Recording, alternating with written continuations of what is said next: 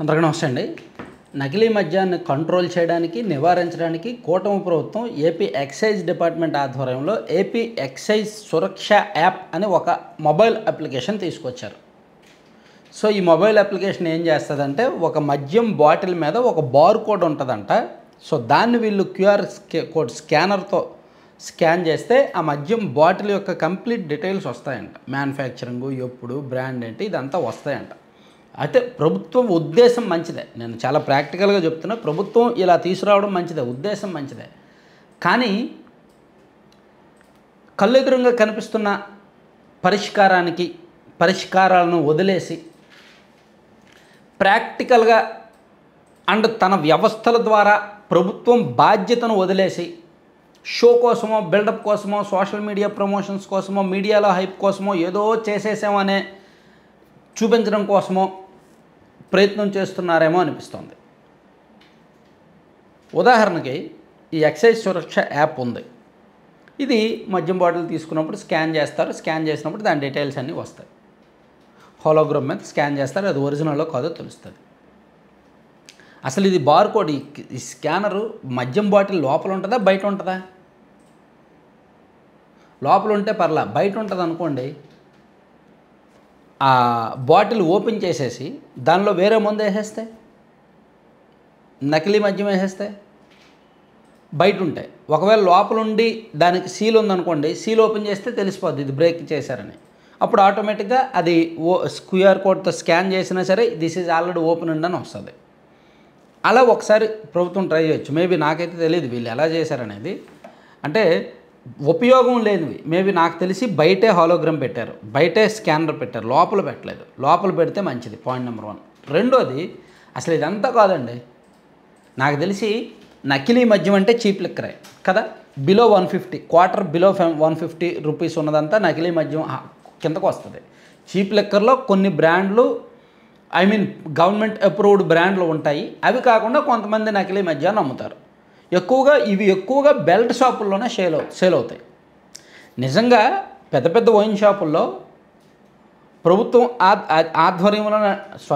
ప్రభుత్వం అనుమతి ఇచ్చిన వైన్ షాపుల్లో డైలీ సేల్స్లో ఈ క్వార్టర్ 150 లోపు కంటే క్వార్టర్ 200, 250 ఉన్న పైనవే ఎక్కువ సేల్ అవుతాయి.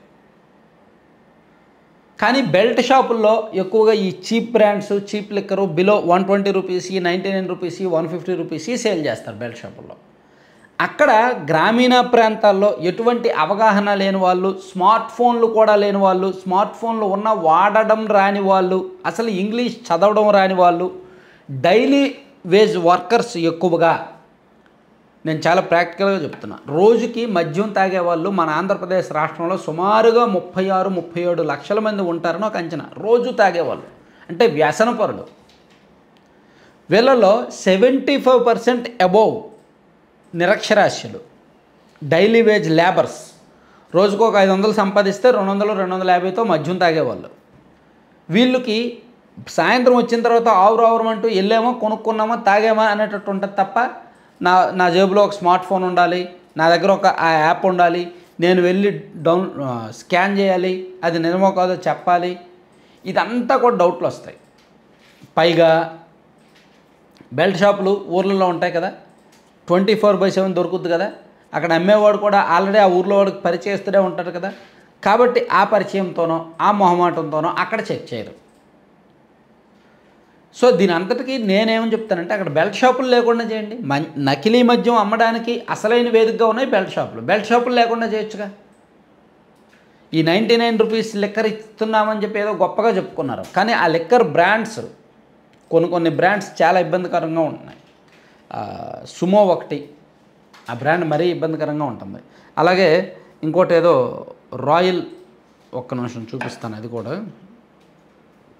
అది కూడా నకిలీ మద్యం బ్రాండు కొత్తగా వచ్చిందనమాట. రాయల్ ల్యాన్సర్ విస్కీ, ఇది కూడా 99 రూపీస్ బ్రాండ్. ఇది కూడా అంత బాగాలేదంటున్నారు. మొన్న మధ్య ఏలూరులో ఒక కుర్రోడు చనిపోయాడు కదా, ఇది తాగుతున్నప్పుడు ఈ బ్రాండ్ తాగుతున్నాయి. ఇది గవర్నమెంట్ అప్రూవ్డ్ బ్రాండే, ఇదేమీ నకిలీ కాదు. కానీ ఈ 99 రూపాయల బ్రాండ్లన్నీ కూడా కొంచెం ఇబ్బందికరంగా ఉన్నాయి. ఇవే ఎక్కువగా బెల్ట్ షాపుల్లో అమ్ముతున్నారు. సో బెల్ట్ షాపుల్లో వీలైతే బెల్ట్ షాపులు కంట్రోల్ చేయాలి.